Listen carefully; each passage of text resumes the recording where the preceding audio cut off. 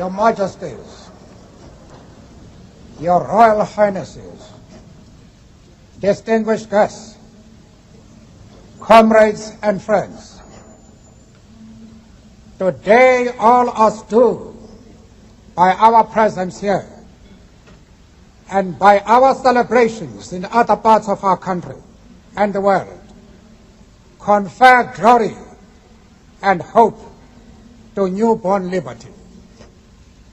Out of the experience of an extraordinary human disaster that lasted too long, must be born a society of which all humanity will be proud. Our daily deeds as ordinary South Africans must produce an actual South African reality that will reinforce humanity's belief in justice, strengthen its confidence in the nobility of the human soul, and sustain all our hopes for a glorious life for all. All this we owe both to ourselves and to the peoples of the world who are so well represented here today. To my compatriots, I have no hesitation in saying that each one of us is as intimately attached to the soil of this beautiful country as are the famous jacaranda trees of Pretoria and the mimosa trees of the bushveld.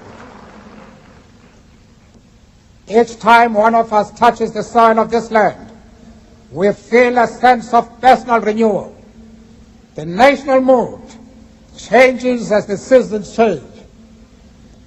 We are moved by a sense of joy and exhilaration when the grass turns green and the flowers bloom. That spiritual and physical oneness we all share with this common homeland explains that the depth of the pain we all carried in our hearts as we saw our country tear itself apart in terrible conflict, and as we saw it spent, outlawed, and isolated by the peoples of the world, precisely because it had become the universal base of the pernicious ideology and practice of racism and racial oppression.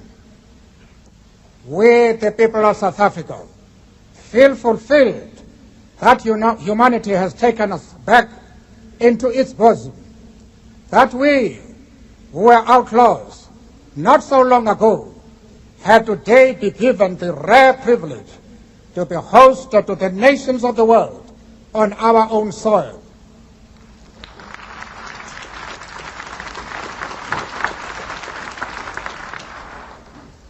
We thank all our distinguished international guests for having come to take possession with the people of our country what is, after all, a common victory for justice, for peace, for human dignity. We trust that you will continue to stand by us as we tackle the challenges of building peace, prosperity, non-sexism, non-racialism, and democracy.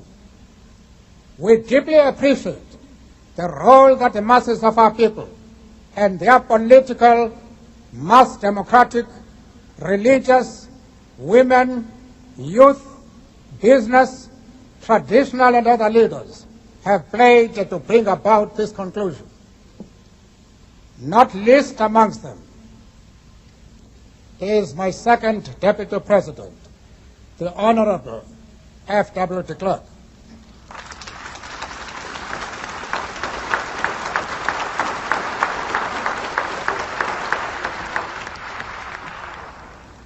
We would also like to pay tribute to our security forces in all their ranks for the distinguished role they have played in securing our first democratic elections and the transition to democracy from bloodthirsty forces which still refuse to see the light. The time for the healing of the wounds has come. The moment to bridge The chasms that divide us has come. The time to build is upon us. We have at last achieved our political emancipation. We pledge ourselves to liberate all our people from the continuing bondage of poverty, deprivation, suffering, gender, and other discrimination. We succeeded to take our last steps to freedom in conditions of relative peace. We commit ourselves to the construction of a complete, just, and lasting peace. We have triumphed in the effort to implant hope in the breasts of the millions of our people. We enter into a covenant that we shall build a society in which all South Africans, both black and white, will be able to walk tall without any fear in their hearts, assured of their inalienable right to human dignity, a rainbow nation at peace with itself and the world.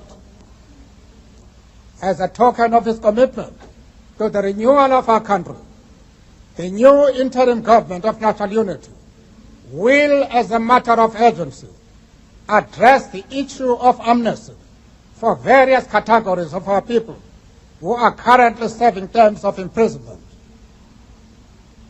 We dedicate this day to all the heroes and heroines in this country and the rest of the world who sacrificed in many ways and surrendered their lives so that we could be free.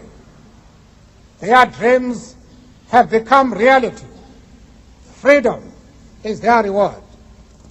We are both humbled and elevated by the honor and privilege that you, the people of South Africa, have bestowed on us as the first president of a united, democratic, non-racial, and non-sexist South Africa to lead our country out of the valley of darkness.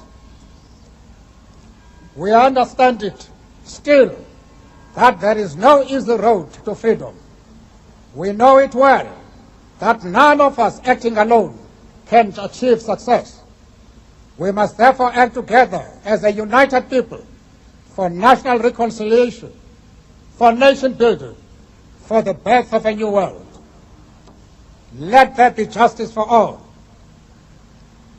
Let there be peace for all. Let there be work, bread, water, and salt for all.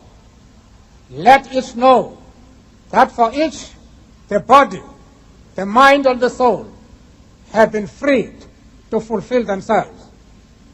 Never, never, and never again shall it be that this beautiful land will again experience the oppression of one by another and suffer the indignity